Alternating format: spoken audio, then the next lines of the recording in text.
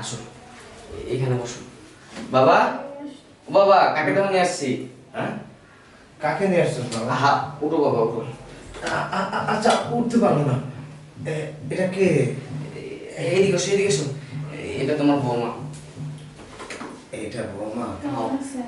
সুন্দর হয়েছে, মাশাআল্লাহ, আলহামদুলিল্লাহ। বাবা। চাঁদের মতন মুখখান বৌমার আছে। বাবা, তুমি পছন্দ করছো? হ্যাঁ বাবা, আমার পছন্দ হয়েছে। কত সুন্দর বৌমার চোখ দুটো, মুখখান একটা চাঁদের না। বাবা, তুই একটু বাজারে জানা।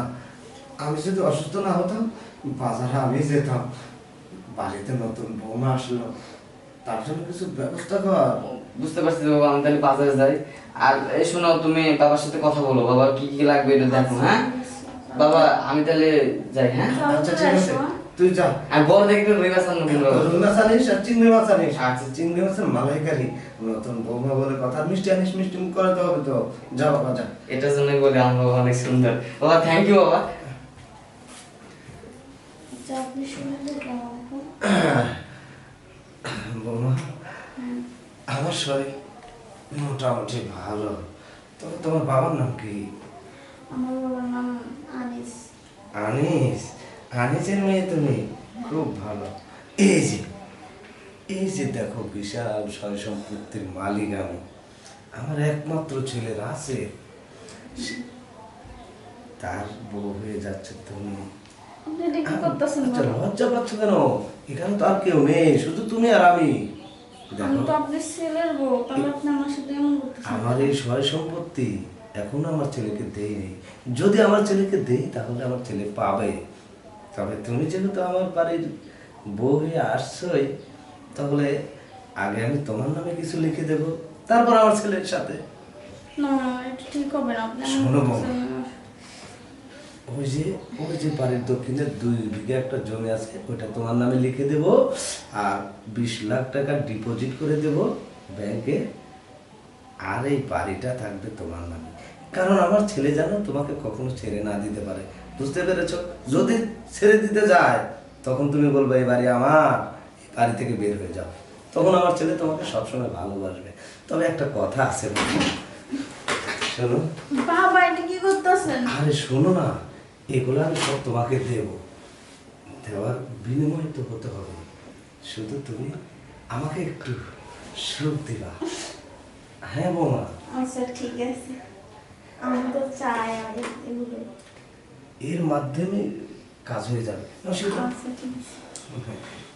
আমি তো চাই এইরকম একটা বৌমা আমার বাড়িতে আসুক, যেন তোমার শাশুড়ির অসম্পূর্ণ কাজটা তুমি সারতে।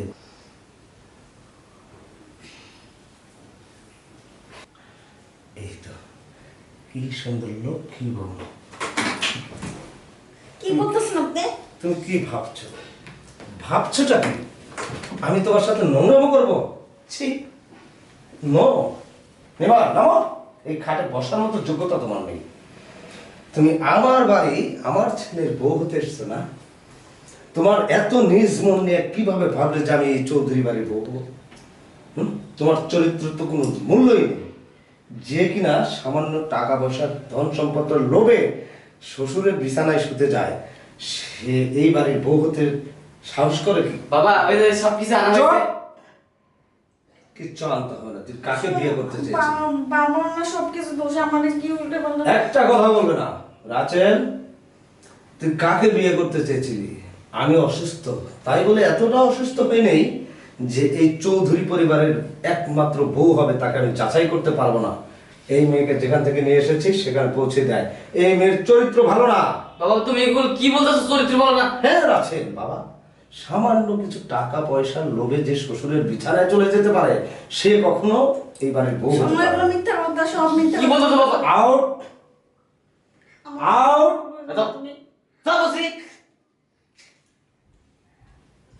বাবা, বাবা। শোন, তুই আমার ছেলে, এই বাড়ির বউ কেমন হবে না হবে আমার উপর ছেড়ে দে।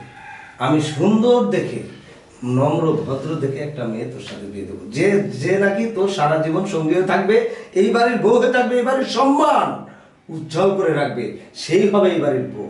বাবা, বাবা, আমাকে ক্ষমা করে দাও। তখন আমার ভুল হয়ে গেছে। ভুল হয় নাই, আমি তো যাচাই করে দেখছিলাম। ঠিক আছে, তুই যা। আচ্ছা ঠিক আছে।